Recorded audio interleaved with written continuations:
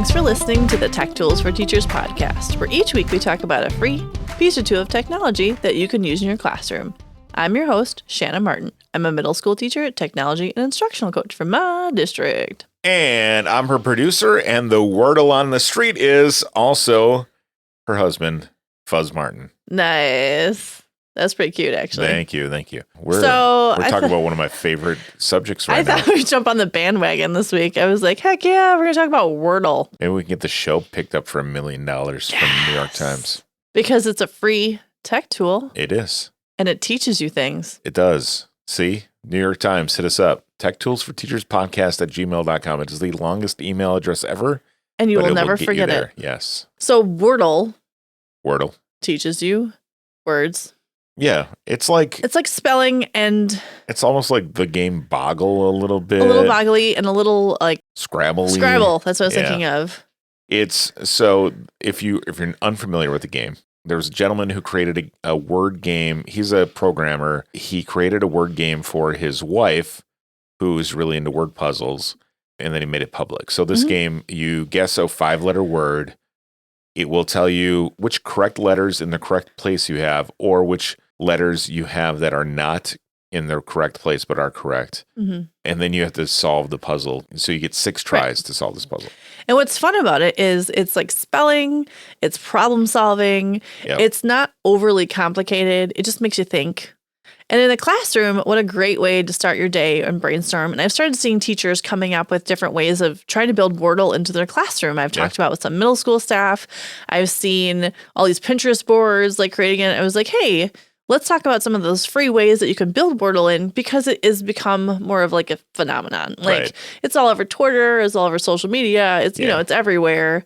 Yeah, and the kids know about it. Right. The ingenious part about this game is how social they've made it. There's only one word each day in the actual Wordle game, which got purchased by the New York Times here for 7 figures recently.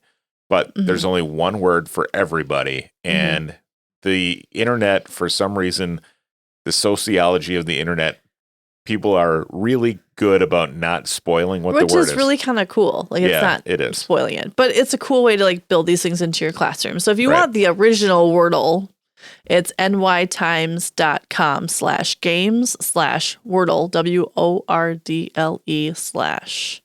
And then they have like index after it. So. What I have noticed, though, as well, if you go to the New York Times page where Wordle is, if you click on the little hamburger on the left-hand side of the screen, you'll see that there are other word games and other free activities that you could actually do with your students too. So while Wordle is our focus today, they also have Spelling Bee, which is fun, that you can do like how many words can you make with 7 letters, and they have like a challenge, and that one's a free one to play. They also have Letterboxed, which is like another option that you can play using letters. So there's different spelling games available there, which is pretty cool.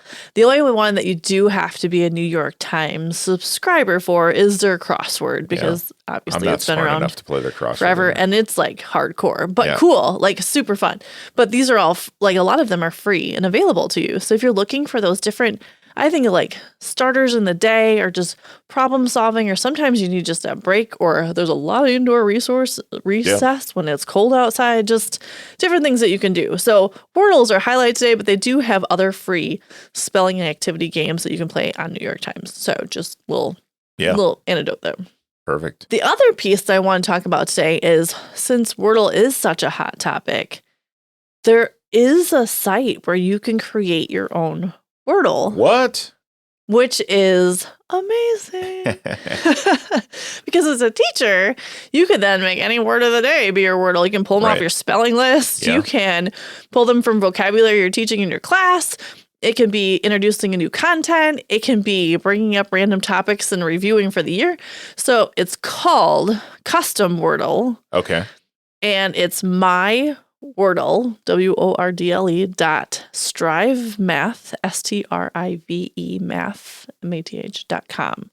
And literally make a custom Wordle. You type in whatever word you want it to be, and it does not have to be the customary 5 letters. Okay. Oh, it doesn't have to be 5 letters? It does not have to be 5 letters. So that's key to know. Wordle is always 5 letters. Yeah. Their custom Wordle can be, like, I can do 7 letters, if I want it to be. I can do 8 letters if I want it to be.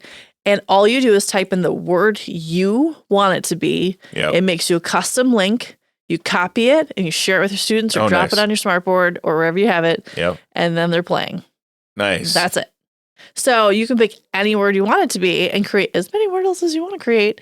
And it sets it up just like Wordle would, which is so cool. That is cool. So it's Custom Wordle. And again, Custom Wordle. mywordle.strivemath.com. So if your kids are really into this Wordle thing, I've also seen all kinds of ways to create the letters and laminate them and hang them up so there's like a physical game to play in your classroom. Yep. Which, more power to you. Like, you're able to, like, there's so many ways you can make that cute and very cool bulletin boards and stuff.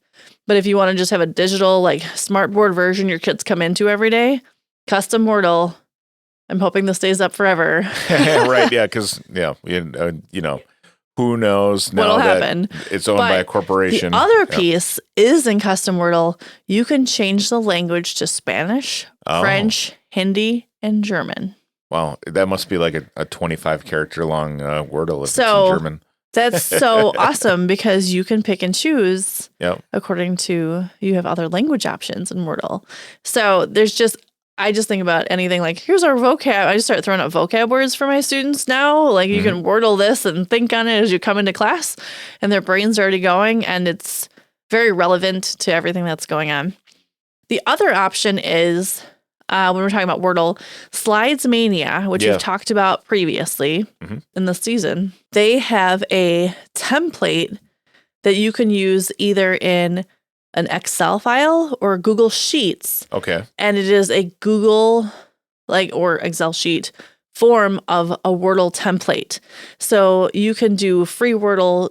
It's for any language. And it's in sheets. Nice. So SlidesMania has created, we'll link that into the website too. So SlidesMania has created a template for Wordle and there's no limit on the letters as well. And so that way you can create Wordle in any language and then you have that option in your classroom as well. So if you're really into Wordle or you want your kids into Wordle and it's just very relevant right now, besides playing regular Wordle, you can do Custom Wordle or do the version in SlidesMania, which is pretty awesome. That is awesome. And so I just keep thinking about, you can do this in any classroom and you can do it 12 times a day and it can be different. And that's the one thing about Wordle that kills me is that you can only do it once a day and then you have to wait. Yeah. And wait. I mean, I know. But that's part of the fun, but it's also when you have zero patience. Right. Then but if you have you can create your own. Yeah, exactly. Have somebody create some for you. Right. So just have you tide you over until the next day. When I wake up at 12:05 a.m. and am suffering from insomnia and Right. You play it and you're like, Wordle, oh guys, I could just roll over, tap you on the shoulder and say, hey, Shanna, could you just type in a 5-letter word, please? Yes. Okay, I'll just create you one right now. It'll be perfect. Yes, it'll be quiet. Yes. Yes. Z's, just Z's all the way across. Or how many H's? Yes, exactly. By the way, the Teaching with SlidesMania episode was episode 96. Oh, yes. So if you want any more awesome SlidesMania resources, yes, check that out. Episode 96. Cool. Well, Groovy.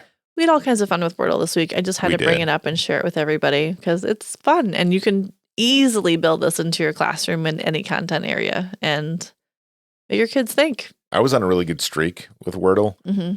And I mean, I'm still doing well in terms of not losing, but I had been doing 2 or 3 solving on second or third, but now I've been in 4 and 5 for the week and I'm kind of feeling bad.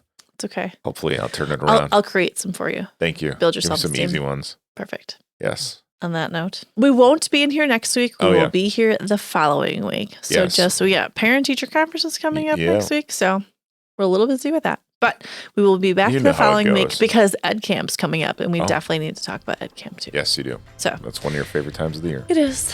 All right, episode 113. What? Thanks for tuning in. This has been the Tech Tools for Teachers podcast. If you ever have any questions, you can find me on Twitter @SmartNWI. And if you want to get more information on the links to the technology discussed in this episode, visit smartnwi.com. If you'd like to support the show, please consider buying me a coffee or two. Visit buymeacoffee.com/smartnwi and visit smartnwi.com and click on the cute little purple coffee cup. Your donations help keep this show going.